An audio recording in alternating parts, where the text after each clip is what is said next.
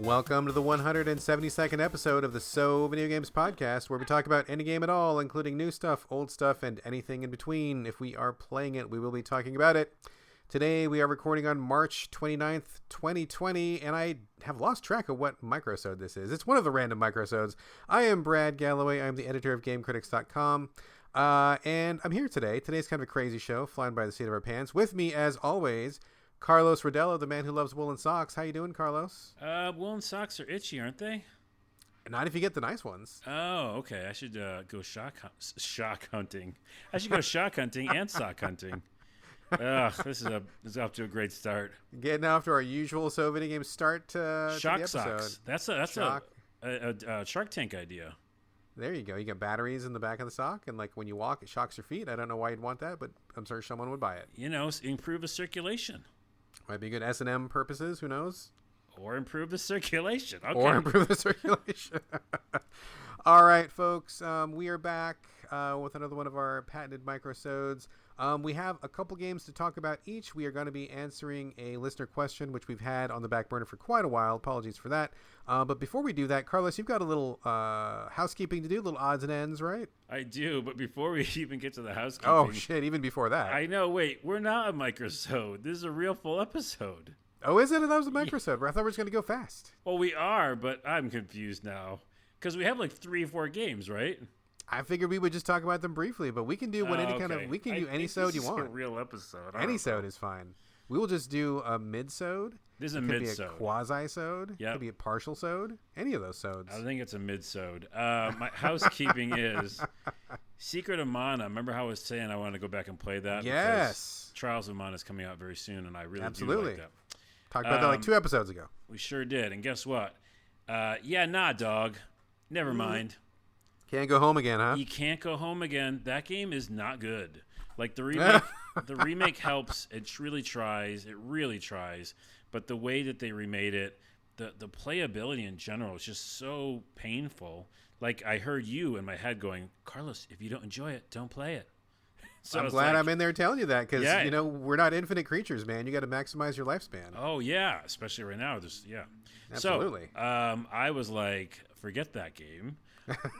And went, again, like I mentioned in our last microsode, that I went back to a live Alliance Alive HD remaster.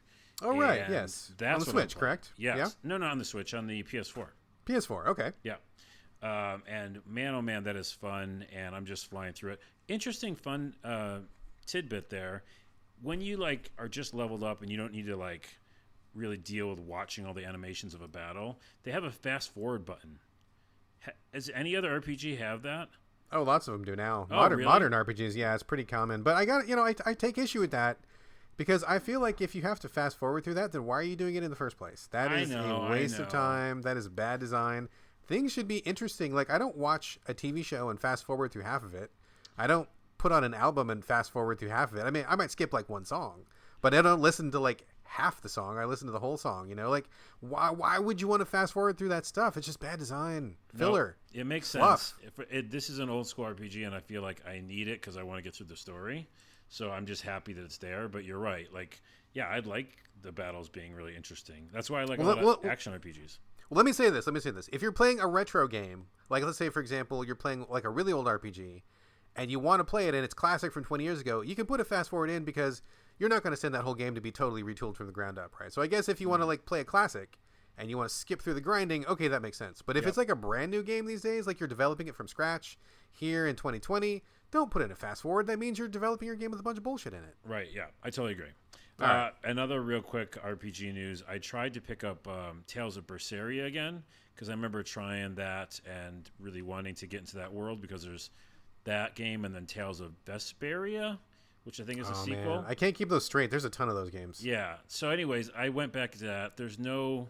Your main character just like punches, and then the way that they do the combat, like you got to like pick patterns, and I was like, nah, dog. Also, nah, dog, because I'm out. That's the name of this episode is Nah, Dog. Nah, dog. So both those are at my out, and the only one out of all those 3 I stuck with is Alliance Alive. So thanks to Trashylvania. Yeah, good man, Trashylvania. Also, my other housekeeping was Animal Crossing, which I'm playing, which I think the whole world is playing right now during these coronavirus times. I forgot that you've got to play that game a lot to want to play it more. By what I mean is, the more you do in that game, especially now because they have like a little ATM machine and tons of like extra stuff, the more you do, the more they reward you with new stuff. And now I'm like really into it because in the beginning I was just remembering Animal Crossing as plant some plants, get some flowers, get your house, and that's Collect it. a couple seashells. Yeah. But there's a lot more to this game. It's just you've got to play it a lot. Sure. So I quite like it, and I would suggest if anybody's just started it and has already played Animal Crossing in the past, just play it more often, and some new stuff starts to show up. Oh my god. I wish I was immortal, dude. I wish I was immortal. Not for any like real deep philosophical reason, but because there's a lot of games like this that I really, really want to play, but I'm just not going to live long enough, dude. Like, I want to play Animal Crossing. I want to go back to Graveyard Keeper. I want to play my time at Portia.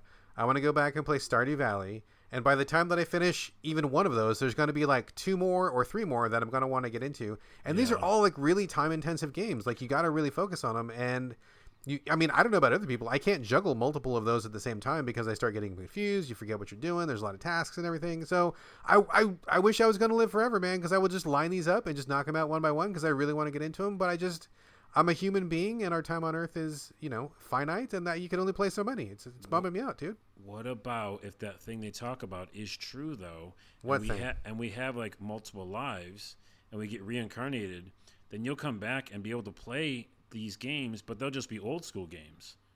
I mean, maybe, but I don't know. We'll see. I kind of want to do it all in one run just for, keep it clean, keep it Right. neat. Yeah. Because you might be like, a different person and totally different. Yeah. Yeah. Okay. The last thing I was going to ask in housekeeping is I like the idea of our podcast being animated, and I am very bad at that.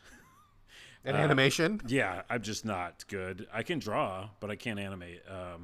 So I was wondering if I'd ask the community if anybody out there is animators, does like cartoons, and would want to help us create some scenes from the podcast, or maybe even like a whole episode, who knows, or microsode. Oh my God, that would be like a lot. If you were, I don't know how easy it is to do with computer tools these days, but yeah, that might be kind of neat. Are you thinking like maybe like little animated clips we could put on Twitter, and then like you said, maybe even a whole episode? That would be kind of Yeah, because I've seen it before, and I've always like loved watching a podcast that way. I think Harmontown did it once or something. A ton of podcasts have done it. And yeah, it doesn't have to be a full an hour and a half podcast, but I think just a few clips might be fun. So call out to the community if you want to do that for us. And also, like, I'm going to create a small little budget maybe. I don't know. We'll work on that. But hit us up at Videogames on Twitter, or me or Brad on Twitter, and let's see if we can get that going. I think it'd be fun. Yeah, or you can email us as well if you want. You can use the email. Videogamespodcast@gmail.com. Hit us up on the email too. All right, my housekeeping's over. Housekeeping's over. The house is now kept. Are we good to move on to actual games? Let's do games. Let's do games. Let's start with you, sir. We are running a little bit ragged. It was actually my fault. I meant to get all my ducks in a row, but I've been very busy. It's weird. Just a slight tangent here. We are still isolating at home. I assume you are. I think most of the country, or at least a large part of the country, is isolating at home right now. And it seems like you would have infinite time to get all your shit done. And I feel like I am busier now than I was before we started isolating at home. And I haven't left my house in like a week. Wow. I get up and I do stuff, and my wife is working from home, so I'm helping my wife do stuff. She's doing a lot of community outreach. I've got my son at home. We do some homeschooling stuff. And it's like you do all that stuff, you take a bite of a sandwich, you go to the bathroom twice, and then like your day is over. And I like time completely got away from me. Right before this podcast, I was like screaming through the house, trying to get my pants on, going like, I'm late for the podcast. I got to get down there. Oh, by the way, thanks for putting your pants on for the podcast. I know, right? That's a pretty big deal nowadays. I can't podcast when I'm free balling, dude. It's too distracting. Yeah. So, I meant to get my notes in a row. Did not get the notes in a row. So this is going to be kind of a weird episode. I apologize, folks. But Carlos, start us off. What is the first game that you want to bring to the table today? This is the main game I'm going to talk about. The other one's just a quick demo. This is a game that I've been putting off for a long time. I kept seeing it. I was thinking about playing it. And just coming off Doom, which if you listen to our last episode, you'll hear my thoughts on that, some of my frustrations. I wanted a first-person shooter. I wanted more of what I experienced in Rage 2, which was not just first-person shooting, but also melee that was done, I think, very well. And I wanted that experience. So I went back to a game that I've been meaning to try for a long time, called Shadow Warrior 2. Have you heard of this? I have heard of it. I did not play it because I don't usually dip into the first person arena very often, but this is like a first person. You're kind of like a samurai or a ninja. You have like a sword and probably a couple guns, and kind of basic first person action is what I recall. Yep. I know that some of our writers at the site were pretty big fans of it. I think Stephen Brown, who writes for us, really liked it a lot, and that's probably where I remember it from, but I don't know anything more than that. Is it more than guns and swords and an Asian theme? Yeah, I mean, it's a lot of that, but it's also just really addictive fun. And the first one was made by 3D Realms, and it's an old school game, Shadow Warrior. And that was over the top. You played as this main character, Lu Wang. The emphasis on Wang, because there's a lot of dick jokes. Oh, okay. Yeah. Low-hanging fruit. Sure, I got you. Old school kind of, I'll make a funny quip and then kill people. So, and then Flying Wild Hog was the developer on this one, but published by Devolver. And I just love what Devolver does. I like a lot of the stuff they put out, me personally. So I also realized that when I did my research, because I did research on this game, motherfuckers, what's up? A new Carlos is born. And these guys... We are at a major turning point in the podcast right now. I know, right? And it took isolation to do it. But... these guys made a game called Hard Reset. Have you heard of that? Hard Reset. Is that a VR game? No, it's a first-person shooter, cyber kind of like futuristic with mechs and stuff. And they did a Redux version. How do you say that? Redux? I've heard it both ways. Yeah. I think I've seen it, but I thought that was a VR game. Are you sure it's not VR? It might also be a VR, but when I looked it up, and I'm going to buy it because I can get it now. The Redux version was just like a first-person shooter in the same kind of over-the-top style as Shadow Warrior. Okay. Anyways, what this game is, you're Lu Wang. You're, it's definitely Asian-influenced and focused. You are in this world where, demons have taken over. Like, the apocalypse had happened in the first game. And so these are one of those games where it is a little bit helpful if you would have played the first one, which I didn't. So you don't know kind of the story and some of the characters. But obviously it's just all about killing things and running around and making funny quips. So you would think that the quips would get old. They don't. Weirdly enough, him just running around saying funny things here and there, I still laughed at a bunch of them. One time he killed somebody and he goes, "Oh, look, look what you dropped. Your dignity." And I was like, that's pretty funny. I'm laughing at you saying it's funny. I don't know that I'm laughing at that quip, but either way, you got to laugh. In the moment it happened. But anyway, so basically you have a girl that's inside your head. She's kind of like a lost soul that you're like bringing around all these missions. Oh, okay. Yes. And you have to kill things with swords or guns. You get both. But I played the whole game, while I'm still playing it, just with a sword. So just upgraded my melee. And you can do that. Like, you could just play melee or just shooting or both. And every once in a while, I wanted to pull out a gun and just try it because you get a lot of different weapons. And it is just balls to the wall ridiculousness, but also feels like controlled. Like, you see the enemies. There could be monsters. They could be just regular people. Like, you're battling the Yakuza a lot. So there's, like, regular Yakuza dudes and gals fighting you. But then there's also demons. So you're kind of fighting all types of different people. But when you do, you are running around. You have a dash that's unlimited, which I love unlimited dashes. And you really, even though it's madness and there's body parts flying everywhere and you are just doing all your special moves, I still feel like I have a lot of control over my character, which I think is such a hard thing to pull off. Do you know what I mean by that? Like a lot of first-person shooters, you're in the chaos and you're just button mashing. Yeah. But in this one, you could see a demon, and he's like doing ninja moves. He'll like jump around me, do kick flips, and he like, even though I'm like the most badass, he'll still like roundhouse me and knock me back. And it feels like a real fight, even if it's like chaos. It just that's feels tricky. like that spatial awareness and your sense of body is something that I don't think a lot of first-person games capture, which is kind of why I don't play them a lot. I don't like feeling like I have less awareness than I do in real life. So yeah, I mean, if you can get that nailed, that really is a big feather in the cap of a game. Absolutely. Yeah, and also like the blade that I have, it really cuts things, meaning like at the point that it cuts, you'll see it like cut apart the guy's body in half or the head off, or even if the person's dead and on the ground, if you go over and swing it, like you'll still cut them up. It's like crazy. Like, are you saying that you can use that sword to cut enemies up in any way that you want? Like it'll actually register? Almost. It seems really accurate. Like, what about the environments? Can you cut stuff in like furniture? No. They kind of just the enemies. Yeah, they'll let you smash up a couple like physics objects here and there, but it's nothing nuts, you know. But like a little like a hog monster came up to me, like a little pig hog monster, and I just swung at him, and I took the whole top of his fucking body off, and I felt bad because it was gross.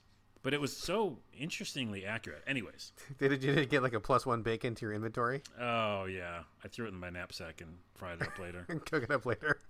So the other thing I'll say that there's a lot of really interesting depth to the skills and upgrades.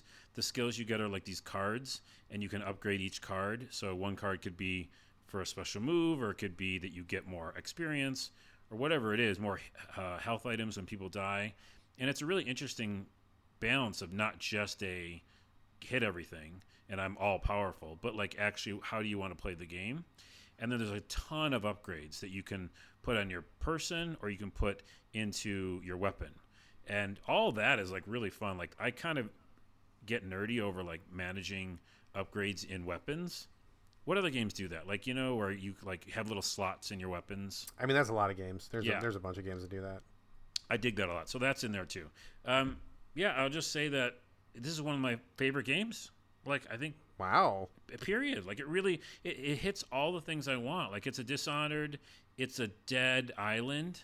It's got Dead Island vibes. It's got Dying Light vibes. And... So you recently played Rage 2, and that was, like, one of your favorite games of all time. And now you're playing Shadow Warrior 2, which is also one of your favorite games of all time. Did you just get lucky and play two fucking amazing games back to back? I did. Or are you feeling very generous these days? No.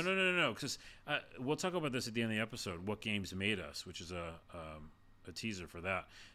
If I think of the games that really, really, it's like a secondary list we could do. What are the games that you're into right now? Like, what are the really, types of genres? I would say action RPG, and I'd say first-person melee. And Rage 2 let me do that with a sword, and the shooting was really fun too, but the sword was incredible. And this is another one. So I'm telling everybody right now, and I will tweet till the cows come home, people, check out this game, because I want them to make another one. And they're, a small developer, and I think that they deserve it because, and some of the graphics are ridiculous.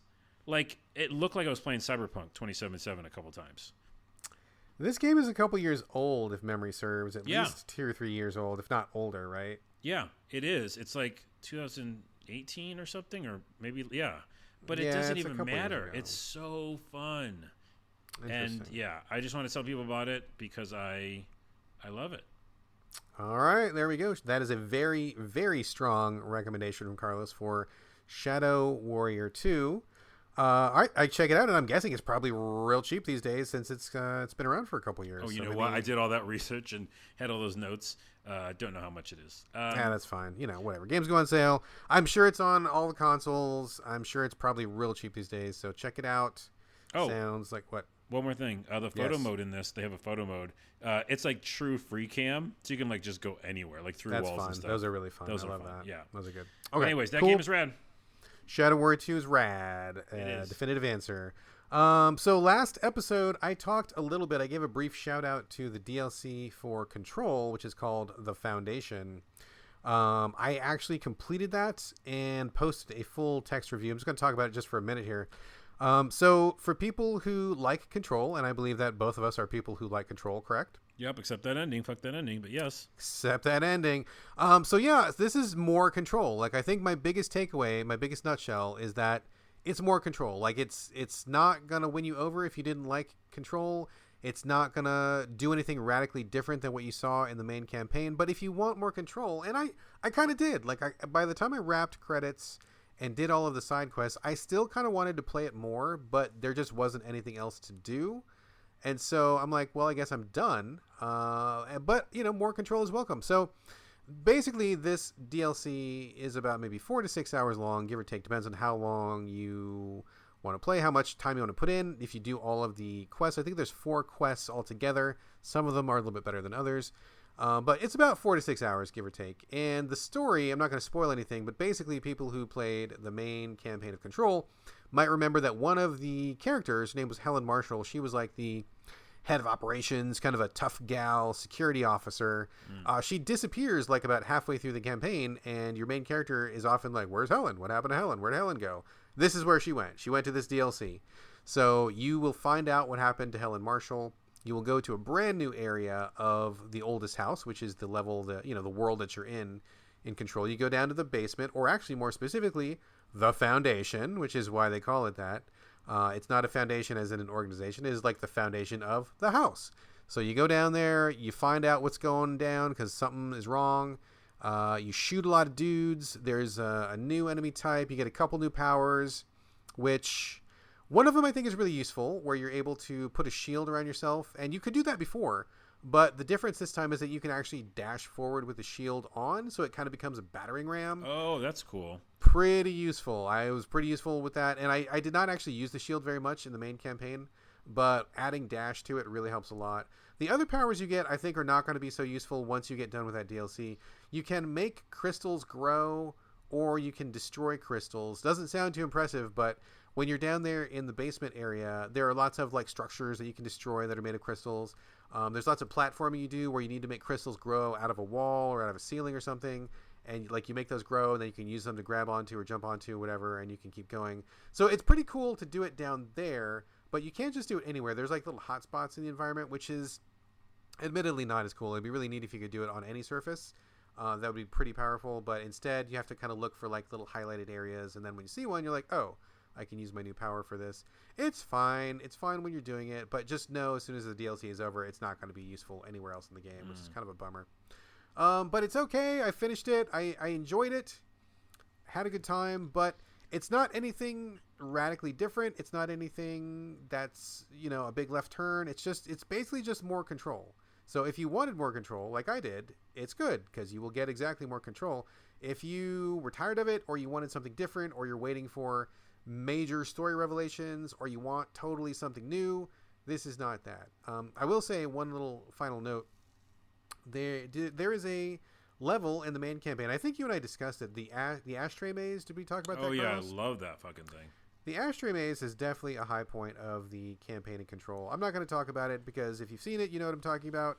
If you don't know what I'm talking about, I don't want to spoil it for you. But just know that it's called the ashtray maze. Very cool. Definitely a high point of the campaign. The developers definitely were trying to bite off a little bit of that same energy and kind of recreate, not the same thing, but like they were definitely wanting like that same kind of vibe in this DLC, and they tried to do it. I do not think they were really successful.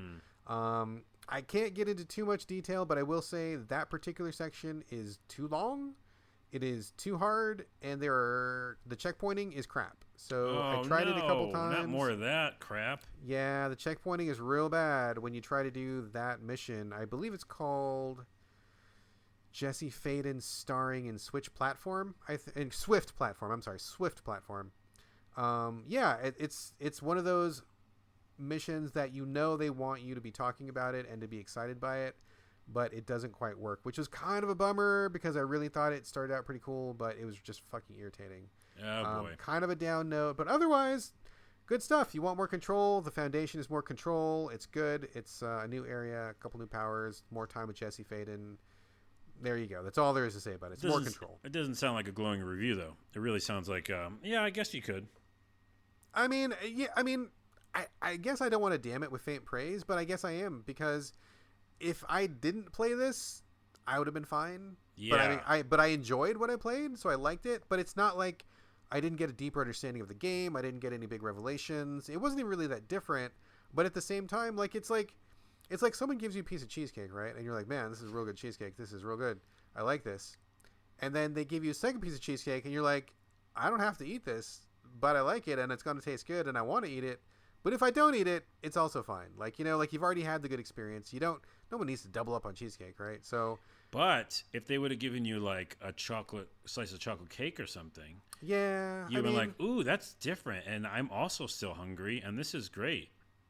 I guess that kind of brings up a question because I was getting into a little bit of a discussion with Mike Susky about my review and about this content. And it's like, there's no real hard and fast rule for what DLC should be, right? It's like on a case-by-case basis. Every experience is different. What people want from DLC is different. And in this case, it's like it's just kind of more of the same, but I don't mean that to sound bad because I enjoyed it and I like it and I recommend it if you like Control. But if you just wanted something different, then it is not that. But how do you, how do you judge a piece of DLC? Like, I mean, some people just want more of the same, and that's fine. Some people want something totally different, but is it fair to expect something totally different? I mean, like, how do you weigh the value of what a DLC is, I guess. It's a difficult question. I don't think there's one particular answer, but it's something that we were talking about, and I just, what could I do? It's more of the same, and I liked it, so if you like it, you'll like it. Here's my thoughts on that. If they, and they're not going to, unfortunately, I don't think, if they gave me any sort of new DLC for Rage 2, which I played every single DLC already. You did? Yeah. If they give me any more new ones, which they're not going to, I would immediately play it because I like the mechanics of that game. But I'm not looking for more story or like revelation or something new. I just want more hitting things with swords, and that's it. Right now, if it was a game I'm really into about this for the story, and which is kind of what I was in with Control, and it was more of that, that's when I'd want it more. But if it's not, and it's just for the game mechanics, then I don't think it needs to be anything fancy or. It could just be more of the same. So for me, you just describing it that way makes me not want to play it just because I got frustrated with the controls. Pun intended. Good job, Carlos. Double entendre. Double, I know. I did because I did. And like you mentioned that shield thing, I was like, I don't even know if I should use this or not. I don't know if it's good or not.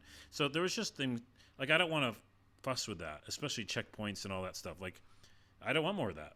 But if it was Rage 2 or Shadow Warrior 2, wow, there's a lot of 2s. I'd be like, yeah, give me more. Well, it's funny you say that because I kind of land like right in the middle with Control because I really like the mechanics of it. I think it feels very good to play. I think it's very action-packed and exciting. So that part of it like lights up the action gamer part of my brain. I really like the way it feels and controls, handles. But I know that a lot of people really got into the story. I thought the story was fine. Like it did what it needed to do. But I wasn't a person who listened to every single audio file. I didn't read all of the notes that you find. I mean, I started off doing that, but it just got too much, and I really don't care for that type of storytelling. And so I just, in this particular DLC, you find a bunch of audio tapes, and I just didn't listen to them because I just don't like doing that.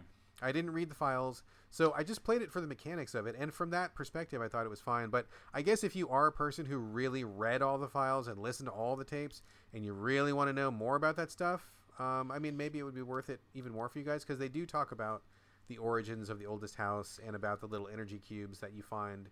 I didn't care. I just didn't care. Like, it didn't matter to me, so I wasn't really looking for that. But not to take it for one more step, though, is that it's interesting because I loved Alan Wake, and I loved the world and story they told through cutscenes and through really interesting things like the television set doing real shows. And like that stuff got me so hooked that when Control came out, I was mostly excited for that. Like, oh, they're going to tell this really interesting, weird story of this building. And if you remember in the episode we talked about it, I was kind of taken aback how quickly that game just started and just like threw you into it. Yeah. Like, no, you're just this girl and you control this thing, and now you're this person, you have powers. And Alan Wake was like a discovery of like, what is this thing? What's happening? And So you're right in the delivery method, I think, of the mystery in this game isn't good. Yeah. And I don't want to do that either. But the double side of that is I do want mystery. So yeah, I think if you're a certain kind of player, because I do know people who ate this stuff up, but for me, I was definitely more on the side of like, I would like a few more cutscenes. I would like characters to do something and then let me learn through the action of doing it rather than reading like these 42 gazillion files or listening to these audio tapes. I'm just not that guy. I'm just not that player. So yeah, it's kind of disappointing. I agree with you there. I think the storytelling is not the greatest in Control, but I had a lot of fun playing it because it felt real good to play. So anyway, let's move on. That's the DLC, the foundation. If you like Control, go for it. If you don't like Control, then don't. Carlos, you said you had one more game to talk about before we hit our final discussion topic. Yeah, just real quick. I was excited about it.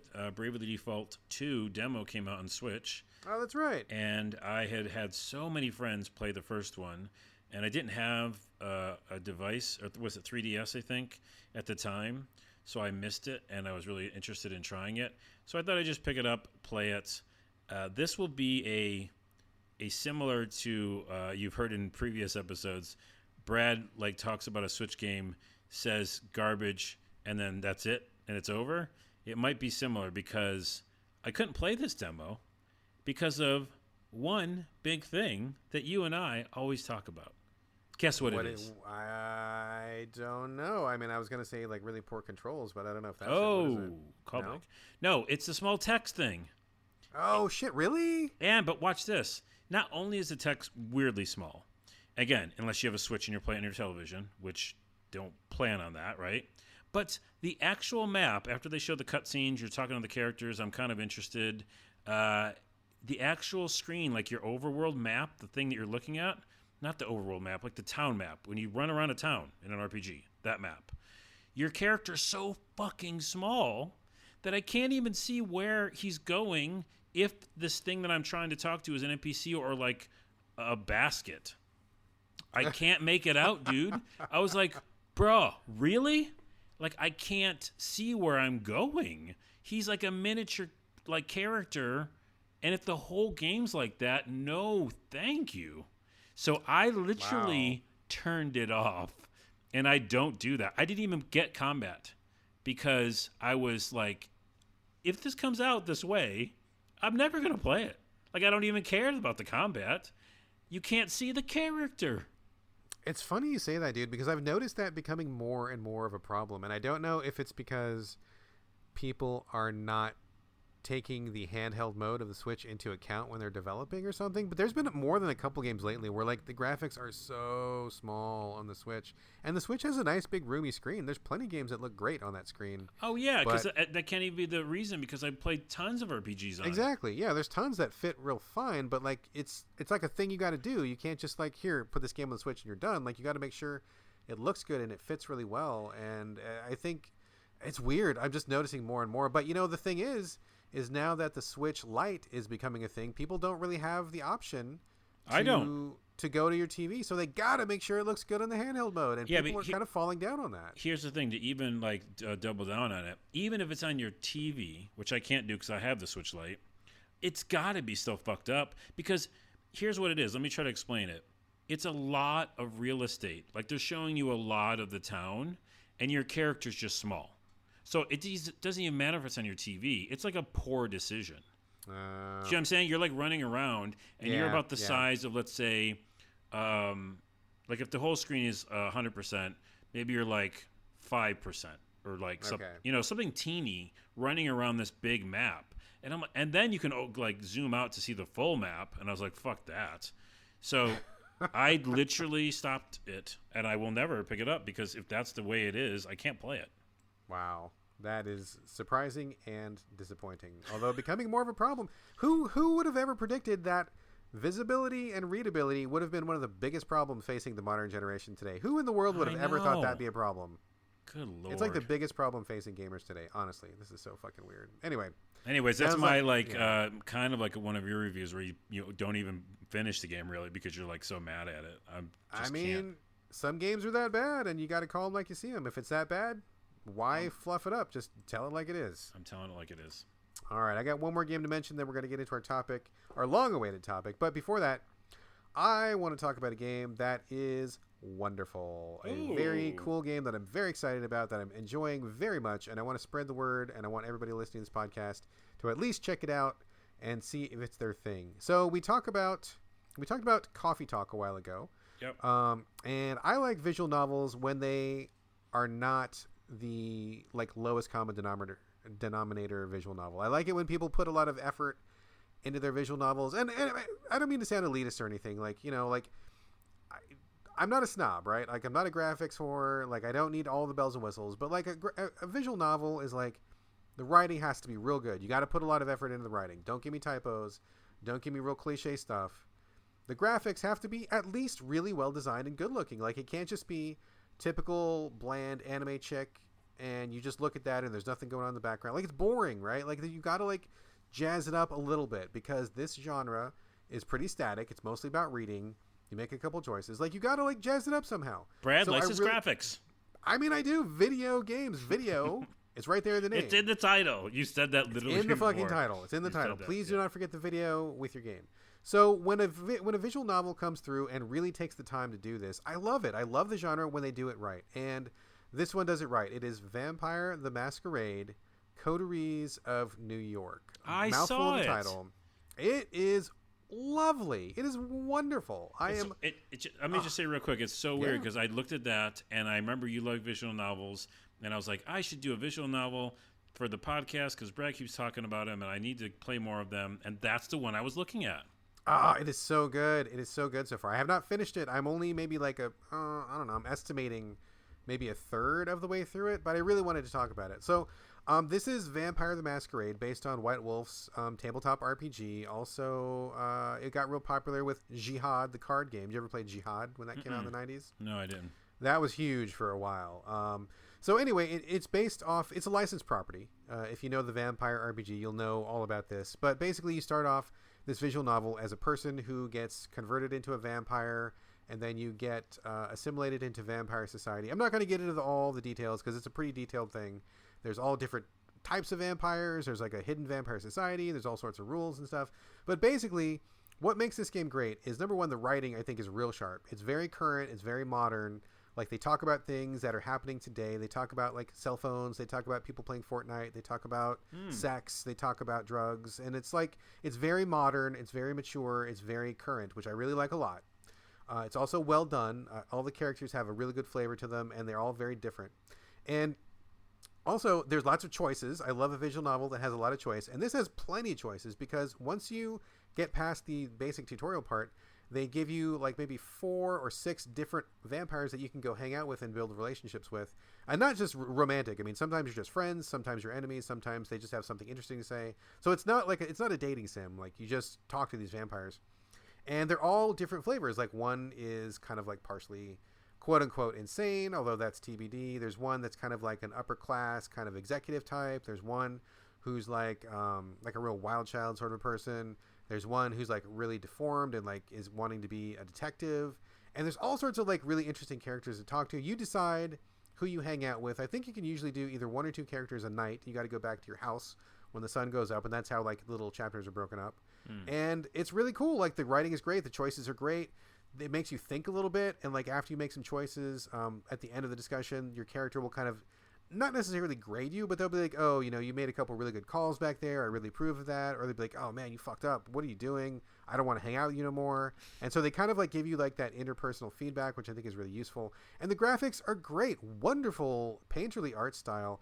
And the backgrounds are really dynamic. Like, you'll be looking at a cityscape, and instead of being a static picture, it'll be like mostly static, but there'll be like a plume of smoke coming from a little sewer pipe thing. Or there'll be like a car that just drives by in the background, or a person walking by in a silhouette. It's not a huge amount of graphics, but it's just enough to make it feel really like kind of alive and not distracting, but vibrant. Like, it's really good.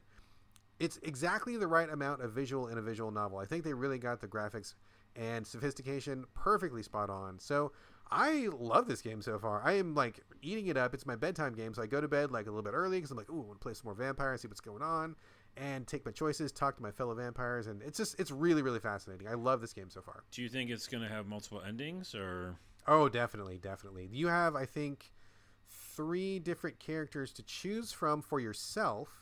And then on top of that, so far I've seen at least 6 or 8 different characters that you can be buddies with, and you do not have enough time to be friends with all of them. Like, you've got to make choices. So I'm spending a lot of time buddying up to the guy who wants to be a detective, and I'm spending time with the person who is kind of like the insane flavor of vampire.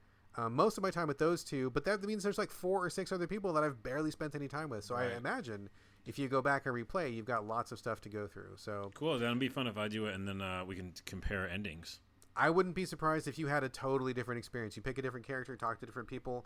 probably two totally separate experiences. That's my favorite part about, the interactive fiction kind of landscape, and the way I'm so excited about working on my game is because, you can just build these different experiences for each person who plays it. So pretty cool. Yeah, I dig it, man. It's a perfect fit for the Switch too. So I'm not done with it. I'll probably talk about it again once I finish it. But like, super thumbs up so far. I mean, I'm really hoping this game doesn't take a weird left turn, because I really love it and I think it's great. And if it stays as good as this all the way through, it'll totally be like in my top 10 this year. So fingers crossed it doesn't get weird. But so far, really, really digging it. So this was go ahead, give the name again. Vampire the Masquerade, Coteries of New York. It's on Switch. I believe it's on the consoles as well. I think it's on everything right now, but I think it's wonderful on Switch. I think it's on PS4 is where I saw it, and that's what's weird, because I was like, oh, a visual novel on PS4, and I might play it on there. Because right now, because I'm so mad at my Switch for being small. No offense, Switch. You didn't do anything. It's just the dumb developers. But with text, I'm just like excited to maybe... Wait, like you're playing it. The text is fine, right?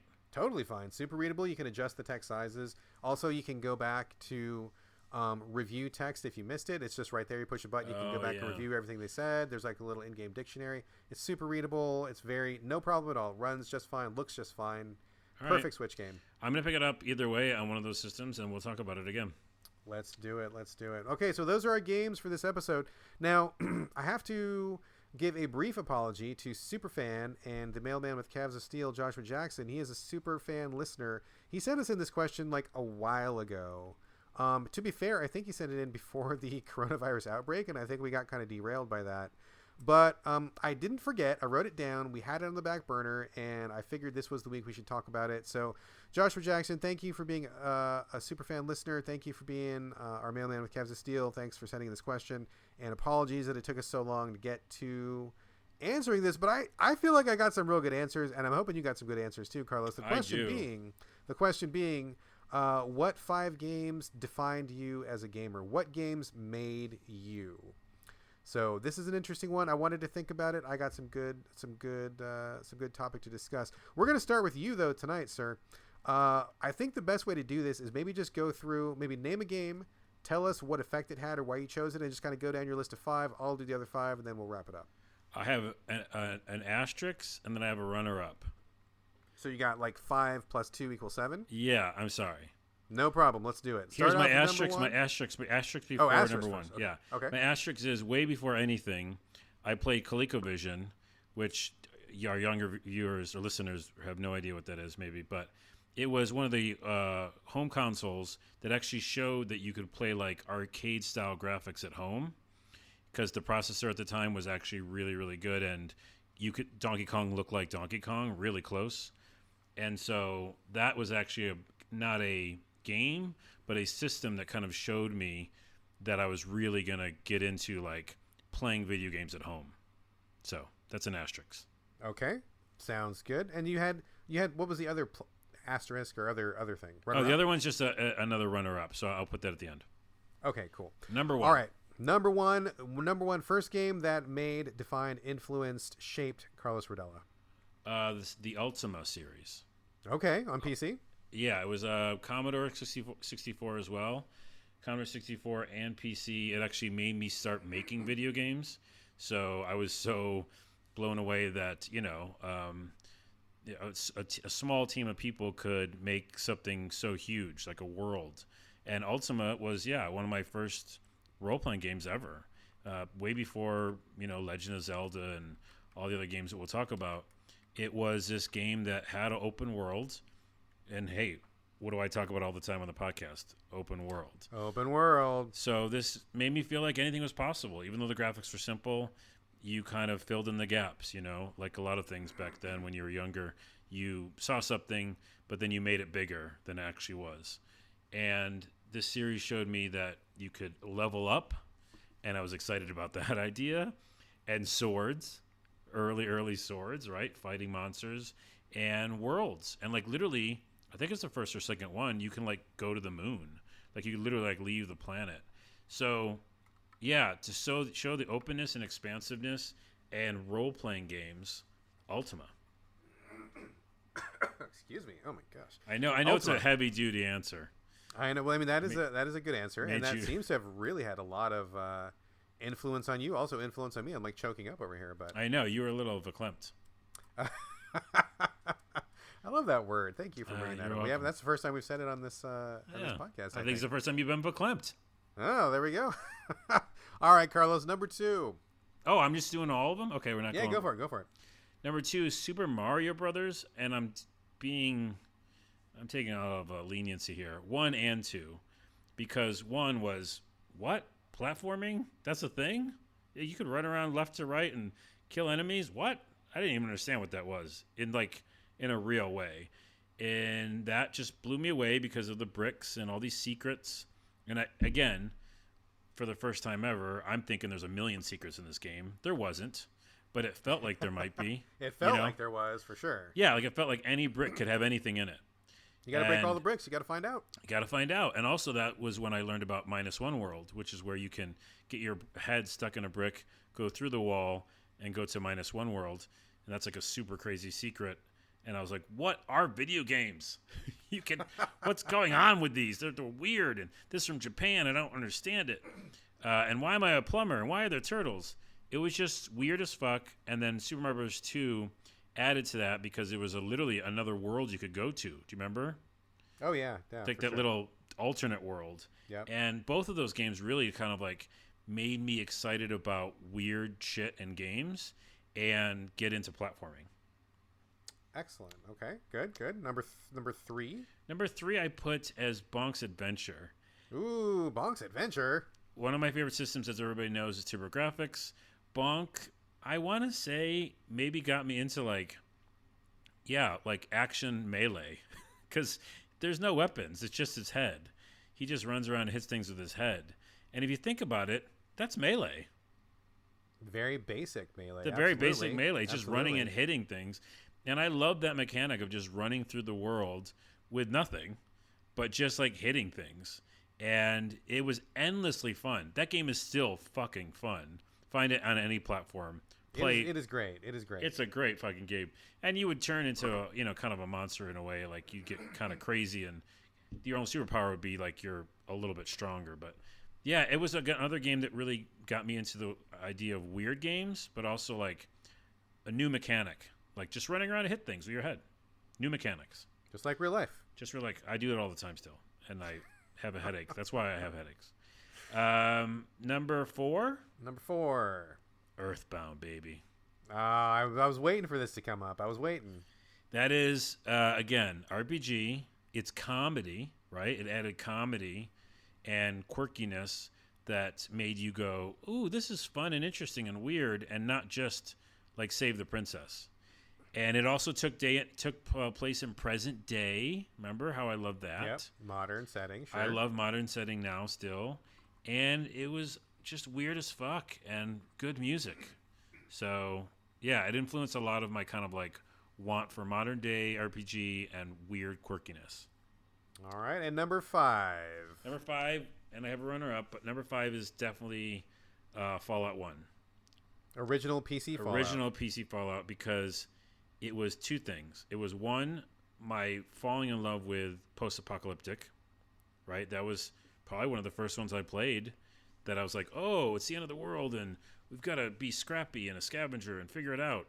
And also one of the first games where you could kind of almost do anything, right? Like you could close down quest lines because you killed somebody.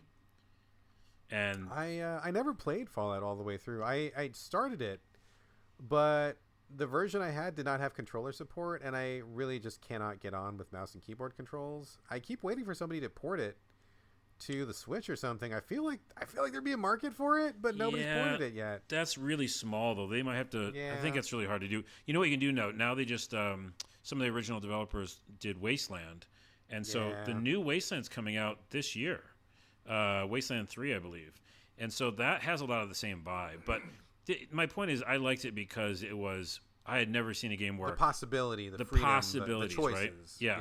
I will revisit this story and tell it real quick on the podcast, just because it's living around there somewhere in the podcast world. But I've told you before. But that's the game where I went and into a building, and I was rummaging through their stuff, just some house, and the wife came home, and or a woman came in, and and she attacked me because I was taking stuff out of their room. Rightfully so. Rightfully so. I thought it was a video game, so there's my only line of defense. and so then I. Oh wait, are we talking about a game? I'm sorry. I thought this was like a real story. Yes. No? And so then I had to kill her because I didn't want the guards to be alerted. Calm down. And then the son came home, and and attacked me, and you know what happened to him. And then the family dog. Join your party? He did not join me. He joined my party. If by join my party you mean lying on the ground dead, then yes. He joined my dead party. And then also the family dog came home and also was aggro and started attacking me, and I had to put him down. God, the family dog came home. Did he have a dog job? Did he come home from working for like?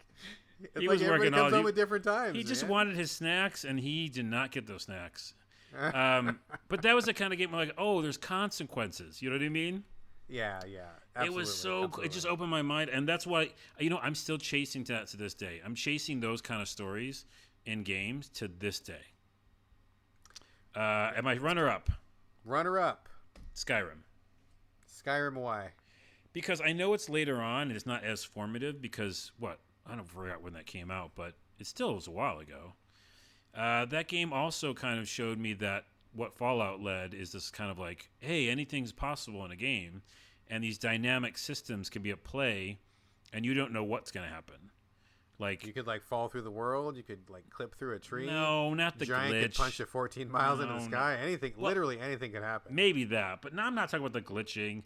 Like, okay, I'll retell this story then. You forced my hand on this one because you said he's got a million of them, folks. He's got a million of them. You forced my hand, and then we'll go to move to you. All right. There was one time in that game in Skyrim, and this is again an impression on me because now I am still chasing these kind of experiences. There was a couple, and they owned the horse stables, and I was supposed to go and do some sort of errand for them. I came around the corner, and wolves had been aggroed by their horse or something, and they started attacking the owners. And I couldn't get there in time, and the wolves killed the owners. And they were not supposed to do that. And so I went up to the owners, and they were dead, and, I picked up their keys to their stables, and I owned the stables. 3 horses. There you go. Yeah. But that happened World's because quickest of real estate transaction. Emergent gameplay. And so that's a thing that's really, really been formative for me. I really want that as well. Excellent. Those are all really good answers. And I agree with like a lot of those. I really love emergent gameplay. I love getting the choices. I love a lot of that stuff. So I think we're kind of in sync in a lot of those. But I have different games and different answers. Let's go. All right. So the first one, I just have 5. I don't have any asterisks or runner-up. Sorry. The first one I think is probably Marvel Puzzle Quest. Ooh, one of your favorite games of all time. One of my favorite video games of all time. Still play it. It is the game that I've spent the most time playing out of all games in the world in history. What I took from Marvel Puzzle Quest is patience. Because it is a very slow game. It is a game designed to keep players coming back for year over year. You have lots of characters, lots of things to level up, lots of things to improve, and so you can't just do it. Like you can't. I mean, even if you're rich, if you have like $1 million to pump into it, that'll get you ahead of the game, but it still is not going to get you everything you need. Like you still have to just take your time, wait for the card you need to come up. Sometimes it comes up randomly, sometimes it's in rotation. Like you have to just hang in there and just do a little bit at a time, and you're going to get real frustrated if you want to like become the best right away. Like you want to max out your guys immediately. It's impossible. You can't do it. You want to collect all the characters right away. You can't. There's just no way. There's no way. So you got to just like be patient, and that was really something that took me a long time to learn, was to be patient and not be mad about it. Like, and I've been playing the game, I mean, at least 5 years now, if not longer, basically every day for 5 years. And I definitely have noticed an increased sense of patience, my ability to wait for things, my ability to, just know that it's going to come back around. I'll get my chance in a while. Just got to bide my time. Definitely learned a lot of patience from Marvel Puzzle Quest. And I think that actually applies in real life too, as well, for sure. Right. Next game, Resident Evil 3. Not the one that's coming up just now, but the one that was originally from 1999. And how this game affected me was because it taught me that video games are important to me and that I could not be happy in a relationship where my partner did not think games were valuable or respectable. Whoa, this is like a real serious one here. This is real. No, these are real, dude. These are real. So, like, at the time, I was married to not the woman that I'm married today. And we had, I mean, not shit talking to anybody. She's a wonderful lady. Wish her all the best. Wonderful, wonderful person. But this was one of the areas where we were maybe not the best fit. And I really clearly recall being at home playing Resident Evil 3. And she came home and she just, I don't even remember what it was. It's just like she like made some crack about, like, oh, you're a nerd for playing that game or something like that. And like, it wasn't like hurtful or anything, but I think that she was like upset that I was playing this game rather than doing something else. Like maybe I wanted to play that instead of, whatever we were supposed to do that night. And I just remember thinking like, oh, like that kind of hurt my feelings. And if that's how you view games, that's got to be a problem because games are like really, really important to me. They've been important to me my whole life. I spend a lot of time on them. It's like I write, I edit, they take up a huge part of my existence. And if you don't think that they're, and I don't even like she had to like them, but like you just have to tolerate them, right? Like, and if it was going to be a subject that was going to be open to like ridicule or joking, then that meant that this relationship was not going to maybe be the best one. Yeah.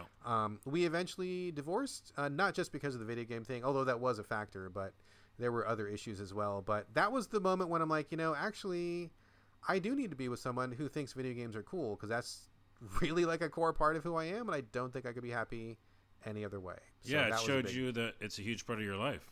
Yeah, absolutely. That really just in that moment, it really, really focused it pretty crystalline clearly.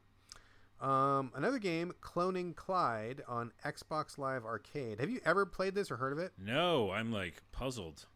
It's one of the very earliest XBLA games. I don't know that you can even play it anymore. I don't know that it's available anymore.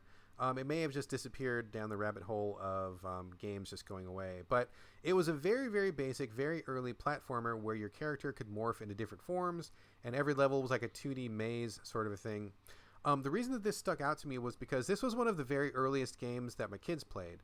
And both of my sons played this game because it's very straightforward. It's easy to understand. The controls are pretty easy to get a grip on, but there's also like a little bit of leniency. Like you can die, nothing really bad happens. There's lots of stuff to experiment with, and it's kind of funny. The guy does like little burps and farts or something, and he kind of just does like little, cartoony stuff. And it really showed me, like at that time, I was really looking for games that my kids could play, and it's really difficult. Like if you have small children, it's really, really hard to find a good quality games that are not full of ads, that are not trash, that are not super boring, that don't talk down to them. And that was one of the ones that they could really get into where I felt like it was offering a good quality of gameplay that was also approachable. And it helped me as a parent, like really look at game literacy, game accessibility, like what qualities I look for myself, and then in opposition, what qualities I look for in games for my kids. And that was really the first time when I found a game that really fit the bill, and it's something that we came back to time and time again. Cool. Yeah, I saw you the possibilities of games. Absolutely. Especially with family. Similarly, Xbox Live Arcade was actually a really, really formative time for me because I remember playing Geometry Wars, which everybody played at that time, and also a really small indie game ported from the PC called Wick and the Fable of Souls. You play like this little kind of half elf, half frog dude that swung around the screen with his tongue and ate bugs. Really challenging level by level gameplay. Both of these things were things that I probably never would have encountered if it wasn't for the smaller focus on Xbox Live Arcade. And so that existing on 360 really opened my eyes to indie games and being more open to smaller bite-sized indie experiences, experimental experiences. I loved XBLA. I played basically every game that came to it. Yeah, it was so good. So many interesting games. Not all the games were good, but I think there was so much variety, so much potential, so much stuff that you wouldn't really get anywhere else, especially for a person like me who did not play PC. I know that those things existed on PC. I'm not saying that Xbox Live invented that, but for me, who was like a dedicated hardcore console gamer who never looked at PC, this was like basically my first taste into that field, my first dipping of the toe into that pool. And it really opened my eyes to like having other types of experiences that were not AAA, that were not your usual genres that you get on a console. So I really felt like that opened the door to me, like for the rest of my life now, because I do love indie games and I do love experimental games and weird art house games and stuff like that. And I think that really started with XBLA. So I'm really grateful to it for that experience. Dude, can I pile on that for a minute? Yeah. You just reminded me that definitely happened to me too. I had played indie games on Commodore 64, and PC and all that stuff back in the day, but I had kind of slept on them for a while. To be truthful, when consoles came out, you're just like, well, if it's not on a console, that's when I'll really be playing. At least me personally. I know a lot of people stay with the PC the whole time, and XBLA really helped me because Braid was just that was a big breakthrough. Yeah, I don't care what people's thoughts are on him, Jonathan, but the game itself was like, what time mechanics weird, and it was just shown to a lot of people because that discoverability on those consoles showed tons of people who weren't not used to independent games these really different experiences. So I 1000% agree with you on that. Excellent. Yeah, that was a great time. That was a really, really formative time for me. The other thing, the last one, number 5, probably like Xenogears, I want to say, because that was the first time when I really kind of gave myself permission to not finish a game because I felt like it was bad and I felt like I just wasn't enjoying it, and it was something that people really liked at the time. Even today, there's a lot of fans for that game, but I think it's a really poorly made game, and there's a lot of stuff that's just terrible about it. And leave it to Brad to go through this special list and throw some garbage and trash fire moments. Number 5, but okay. It's a bad and a good, because after I gave myself permission to be like, I don't need to love this, I don't need to finish this, I can just say to myself and to everyone else, I just don't enjoy playing this, and I don't want to spend any more time on it. It just freed me up to go play things that I actually did enjoy. It reduced my suffering because, grinding through stuff that I didn't want to grind through, watching story that I thought was stupid, like getting through dialogue that was really badly written. Like, I had been of that mindset of like, must finish every game I play, must keep up with everybody else, must play what everybody's playing, must play the hot game. And this was one of the first times that I'm like, I really don't enjoy this experience like at all. And I think I'm just not going to continue, and I think that's going to be okay. And I'm just going to tell people, and if they don't like it, then that's okay, because we're not the same person. And I'm going to spend my time on something that I think is really more enjoyable or more interesting or more worthwhile. And this was the first time that I really probably gave myself permission to just think that way and not like follow the herd, at that time. Wow, that's crazy how your list really like helped define you as not even just a gamer or someone who likes games and why they like games, but like how you cover them and how you play them, and with your family. So really cool list. And also I would say that that kind of dovetails into the beginning of the episode where I was saying I didn't want to finish Secret of Mana. Exactly. Because I'm doing what you learned from Xenogears. So I guess thanks Xenogears in a roundabout way. Yeah. Thanks for being such a terrible game. It really improved my quality of life. So thank you, Xenogears. Thanks, Xenogears. All right, Joshua Jackson, I hope that we answered your question to your satisfaction. Really appreciate you sending that in. It really made me think. I really liked hearing your answers as well, Carlos. Yeah, it was fun. 2 different lists. Cool. Yeah, absolutely. So this is the end of the show, unless you got any last little bits at the end here? Mini Ion Games Field. There's a game, because I'm really on this first-person kick, called Bright Memory. I want to give a shout-out to, because I think one person made it. It's in early access, and it looks incredible for like a 1 to 2 man team. And it's called Bright Memory. It's on Steam right now as early access. It's like $5, I think, which even makes me more kind of confused. But it looks incredible. So I'm going to start it later this week. Bright Memory, check it out. It just looks like first-person sci-fi shooter type game, but really interesting. And again, 1 or 2 people, I think, put the whole thing together. So excellent. Check that out. Excellent. All right. Sounds good. Thank you for bringing that to our attention. Check it out. And that will bring us to the end of the show. Thank you all very much for listening. I guess this ended up being kind of a mid-sode. This is a full. Good. I think I'm looking at the clock. We're over the hour. I think this is like an hour and a half. Yeah, we're be a real episode. It could be a real episode. So it could be a big boy episode. We'll see. But thank you all, folks, for listening. Thanks for joining us every week. It's been fun. It's been real. We'll be back again next week, and we'll do it. You can tell that I'm free balling right now because I don't have my script in front of me. So but you're not free balling. You have pants on, you said. Oh, that's right. I do have pants on. Thank you. Yes. Okay. Yeah. I am stream of consciousness talking, and I should probably just stop. Before I get off of this recording, though, please reach out to us with your thoughts, comments, anything you'd like to. SoVideoGamesPodcast@gmail.com. Post for us at GameCritics.com once the show goes up. We're on Twitter collectively at SoVideoGames, but you can hit us individually. Carlos, where should people reach you this week? I don't know. Your house. Call me No, you can't. No. Distancing. You can't come over here. Don't go to Carlos's. No one come to my house. Yeah, I guess you could just hit me up at SoVideoGames, because I actually am on that Twitter account quite a bit now, making clips of this show. You'll probably hear a clip of this show on that Twitter, so go there at SoVideoGames. Say hi there. Excellent. Say hi to Carlos there. You can catch me, as always, on Twitter and Instagram. It's my name, BradGallaway, all A's, no O's. And that is it for us. Thank you again for joining us, and we will be back probably sooner rather than later. But in the meantime, this is bye from Brad. And don't play Bravely Default 2, because it's too small, from Carlos.